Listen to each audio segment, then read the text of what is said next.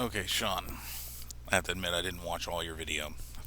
The most recent one, Obama and plasticine, mainly because in school and I don't really have time to watch many videos, but I did watch the beginning of it.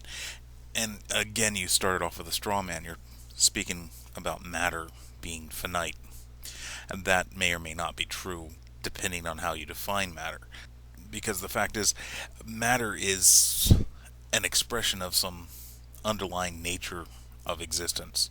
We know that matter is directly equated to energy. There's evidence that matter and energy are directly equated to space time.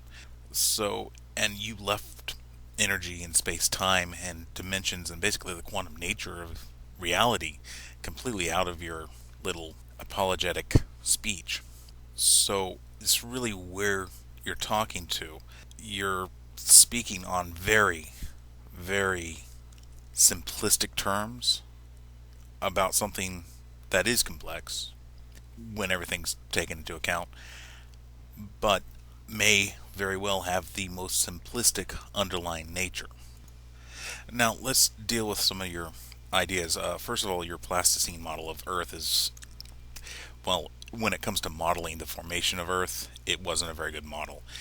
With the formation of Earth, we have things such as gravity, which completely and totally explain it. We also have visible evidence of planetary systems forming, not to mention the fact that we have well over 200, maybe even 300 plus known extrasolar planets.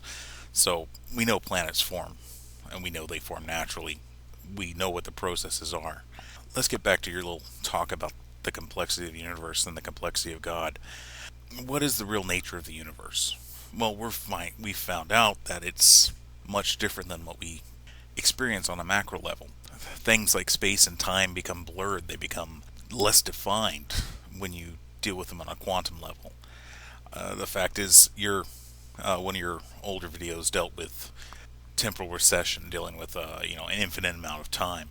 However, time really no longer carries much of a meaning when we start speaking about the quantum nature of reality or the field nature of reality. At distances equivalent to the what's called the Planck length or Planck length, however you want to pronounce that, which was named after a physicist. Uh, the differences between space and time pretty much disappear. The differences between matter and energy disappear. Things begin to look very uniform, very similar. We're not entirely sure yet because, well, these small things are very difficult to see, very difficult to experiment with. That's why they built the Large Hadron Collider to give us a little more information on that. And hopefully they'll have it fixed and running in the spring. Now, so we deal with the universe. We deal with existence. Something had to exist. Something has had to always exist. But what's the concept of always? If matter, space, time, and energy are all expressions of an underlying unified thing, a stuff, a quantum foam, then how can you define beginning or ending in any way relative to that? I mean, that quantum nature of existence would be eternal in the most complete sense. It also means that quantum nature of existence, you could call it God, but it would be an unconscious God. Now, this goes out to, people that listen to you and actually think you really actually spout any kind of wisdom, which you don't. It's not enough to argue about things like time and matter and energy and space if you only look at them from the large point of view that is the world that we're commonly aware of. You have to take into account their underlying natures and how they do begin to unify when you get small enough, or when you get to a point of enough matter, enough mass in a small region, or enough energy in a small region. And in the end, it really, at least in my opinion, either leaves no room for God or is your God. But again, it's an unconscious God. It's not a God that created humans to create humans for any purpose, but it is the creative force. The truth is, you really need to look into all these theories in physics, and you need to have at least a basic understanding in them before you can even talk about origins in regards to the universe itself. We know the current universe, or at least I should say, the current universe that we can examine, did begin in a Big Bang. Not an explosion, but an expansion and a freezing out of the different properties that we measure. Was this all there ever was? Well, we really can't say yes or no to that. We can't say what happened before the Big Bang up to a certain time, and even then, time becomes kind of a iffy thing. But we certainly cannot say that nothing existed. Matter of fact, the concept of nothing is entirely a Christian concept. It's been used occasionally by scientists in referring to things before the Big Bang simply because we cannot talk about that because, well, we can't model it yet.